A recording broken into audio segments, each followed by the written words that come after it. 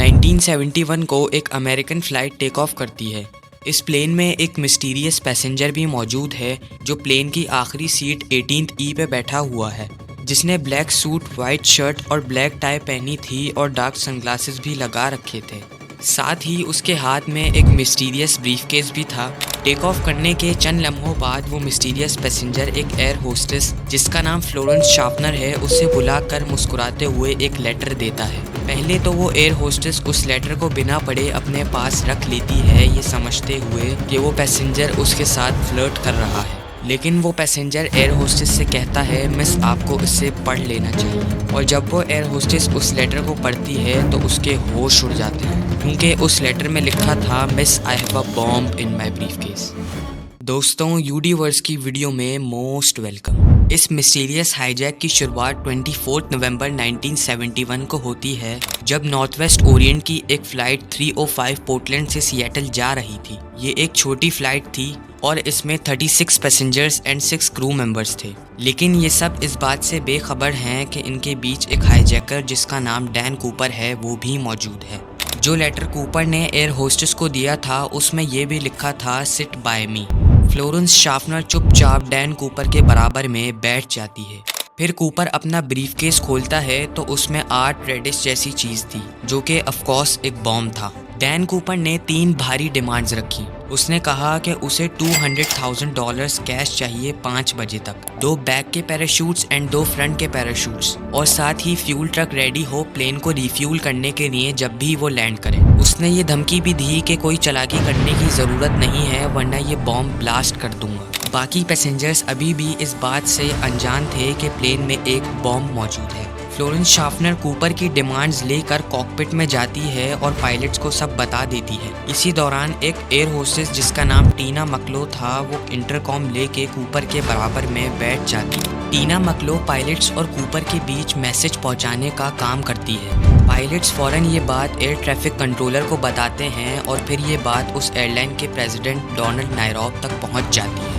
Plane की reputation ख़राब न हो इसलिए वो कहते हैं कि हाईजैकर की सारी डिमांड्स पूरी की जाएंगी। फिर वो FBI के साथ मिलकर सिएटल नेशनल बैंक से पैसे अरेंज करने की कोशिश करते हैं। पैसे अरेंज करते वक्त बैंक ने एक चालाकी दिखाई जिसके बारे में हम आगे बात करेंगे। पैसों को अरेंज करने में थोड़ा टाइम लग रहा था और फ्लाइट्स 45 मिनट्स की थी, इसलिए पायलट्स प्लेन को हवा में सिएटल के पास ही गोल गोल घुमाने लगते हैं जब तक पैसों का इंतज़ाम नहीं हो जाता। पैसे अरेंज करने में 3 घंटे लग जाते हैं। जब पैसेंजर्स थोड़ा परेशान होने लगते हैं तो उन्हें ये बोलकर तसल्ली दी जाती है कि थोड़ी टेक्निकल डिफ़िकल्टीज़ की वजह से फ़्लाइट डिले हो रही है।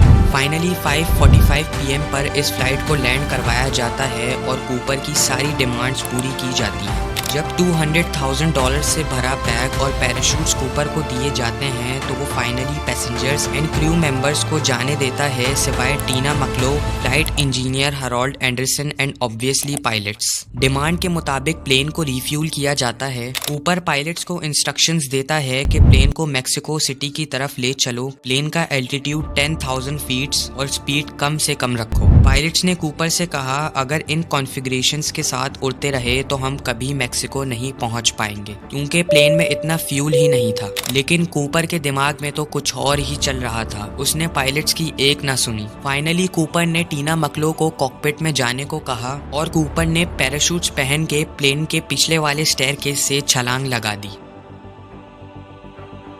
उसके बाद पायलट्स ने प्लेन को रेनो में लैंड करवा दिया। पुलिस ने प्लेन को अच्छी तरह चेक किया, लेकिन कूपर का कोई नामो निशान नहीं मिला, सिवाय कूपर की टाई, कुछ सिगरेट्स जो वो प्लेन में पी रहा था। उस टाइम पर प्लेन में सिगरेट्स पीने पर कोई रोक टोक नहीं थी। एक पैराशूट और कुछ फिंगरप्रिंट्स भी मिले, मगर ये एविडेंसेस काफ़ी नहीं थे कूपर को ढूंढने के लिए। FBI ने कूपर को पकड़ने के लिए काफ़ी कैलकुलेशंस की, जैसे कि प्लेन की स्पीड और एल्टीट्यूड और रेडार डेटा को एनालाइज करते हुए FBI ने ये रिजल्ट निकाला कि कूपर एरियल वाशिंगटन के पास कूदा होगा। ये इलाका डेंस फॉरेस्ट और माउंटेन से भरा पड़ा था। FBI और लोकल लॉ एनफोर्समेंट ने इस पूरे इलाके को छान मारा, लेकिन उनके हाथ कुछ ना लगा। FBI ने एक अंदाजा ये भी लगाया कि हाईजैक वाले दिन वेदर काफी खराब था। तेज हवाओं ने कूपर की लैंडिंग में काफी प्रॉब्लम क्रिएट की होगी। अगर कूपर वहां से भी बच गया तो शदीद सर्दी की वजह से वो हाइपोथर्मिया का शिकार भी हो सकता था। फाइनली कूपर को पकड़ने के लिए एक आखिरी तरीका बचता था।